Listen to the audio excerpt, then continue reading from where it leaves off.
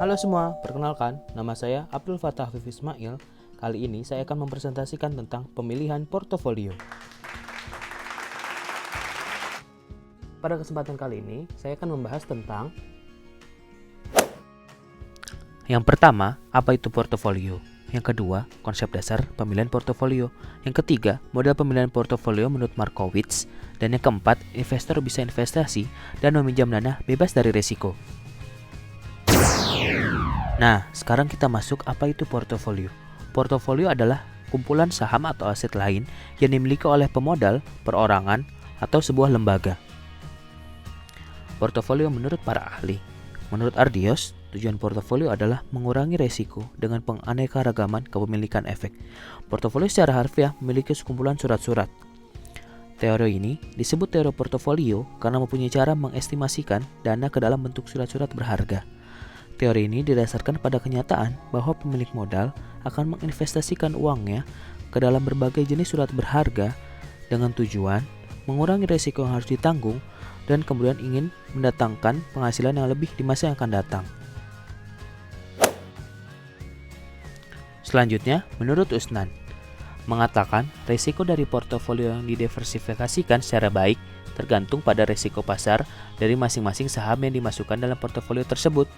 Dengan kata lain, jika ingin membentuk portofolio yang memiliki risiko rendah, maka saham yang dipilih bukanlah saham yang memiliki kovarian dengan portofolio yang rendah.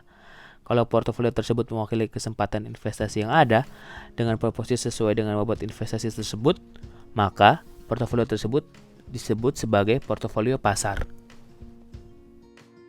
Kemudian, kita akan membahas konsep dasar dari portofolio. Yang pertama, portofolio efisien.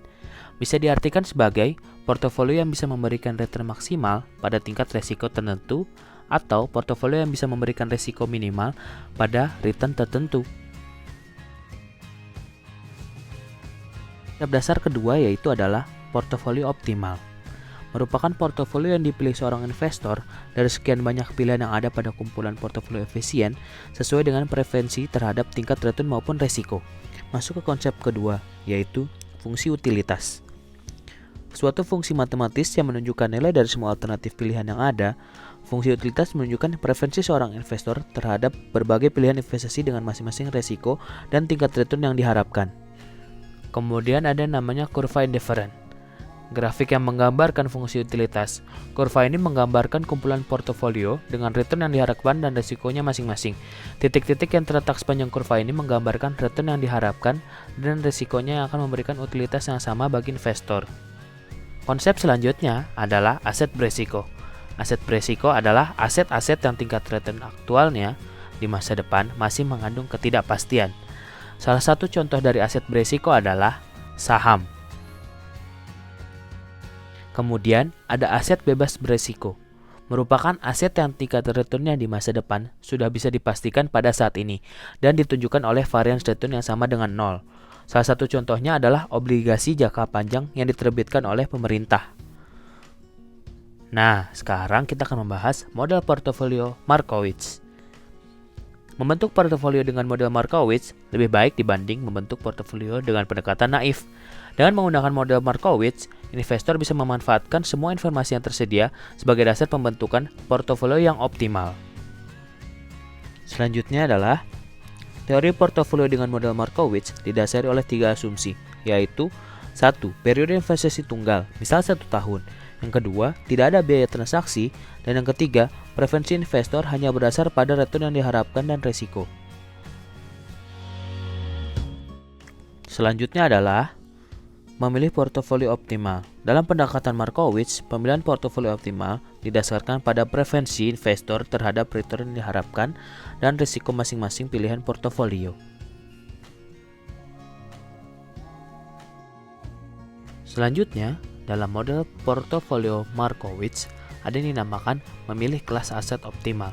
Dalam pendekatan Markowitz, pemilihan portofolio optimal didasarkan pada preferensi investor terhadap return yang diharapkan dan risiko masing-masing pilihan portofolio. Jika digambarkan dalam kurva, maka dapat dilihat gambarnya sebagai berikut.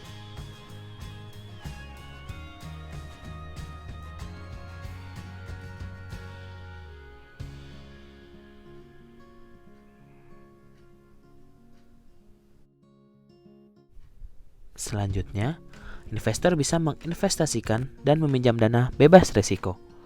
Pemilihan portofolio optimal dengan model Markowitz di atas ternyata mengandung asumsi bahwa pilihan investor hanya akan melibatkan aset berisiko.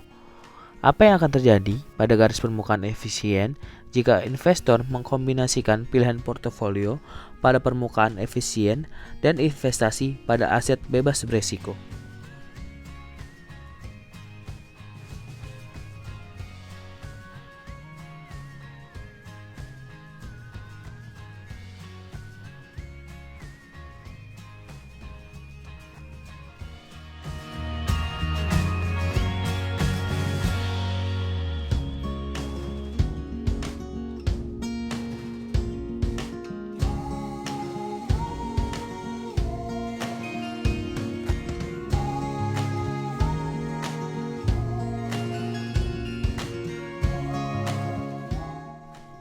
Nah, kita dapat melihat perubahan pada garis permukaan efisien model Markowitz jika dimasukkan ke dalam aset bebas berisiko.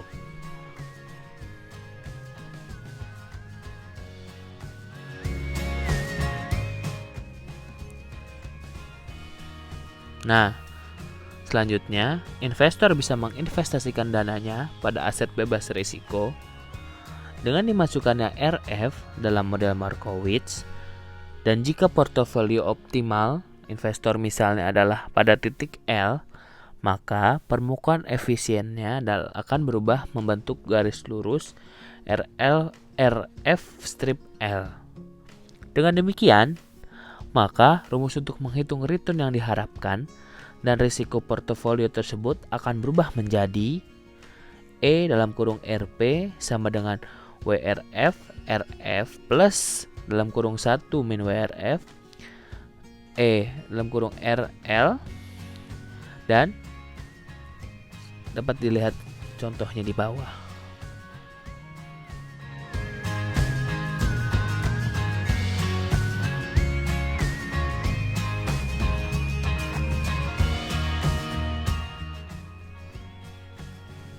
Selanjutnya ada yang namanya perubahan pada permukaan efisien model Markowitz jika investor bisa meminjam dana bebas risiko.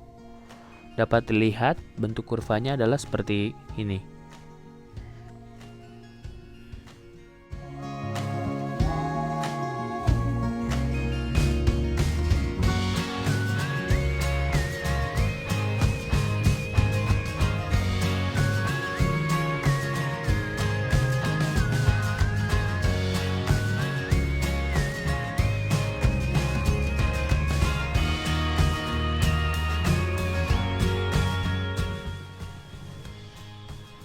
Kemudian, kita akan membahas investor bisa meminjam dana bebas risiko.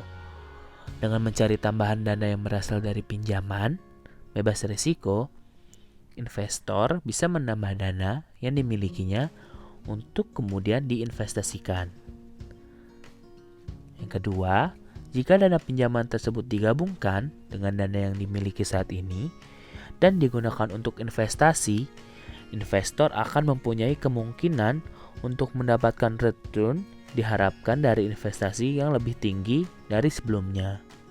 Kemudian, jika kita asumsikan investor bisa meminjam dana sebesar jumlah dana yang dimilikinya, contohnya 100% dari dana yang dimiliki, dan semua dana tersebut akan menjadi 200%, akan diinvestasikan pada aset beresiko, maka posisi portofolionya akan berada pada titik K.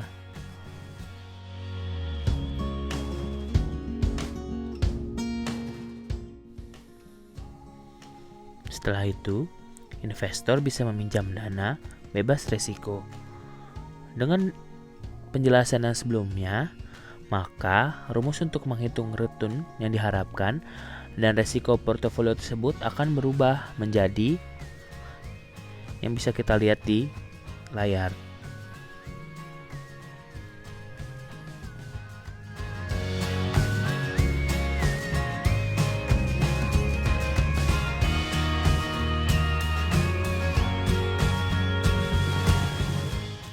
Lalu, memilih portofolio berdasarkan preferensi investor.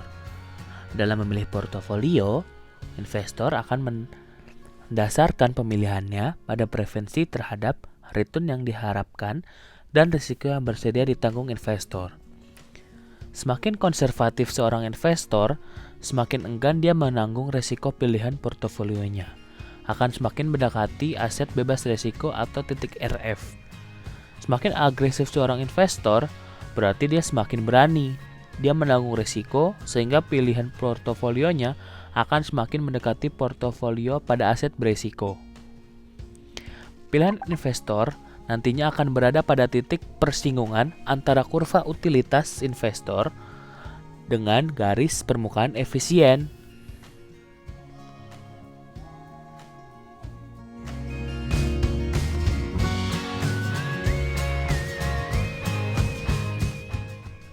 Demikianlah presentasi dari saya, Abdul Fattah Ismail, NPM 19. Kurang lebihnya mohon maaf. Wassalamualaikum warahmatullahi wabarakatuh.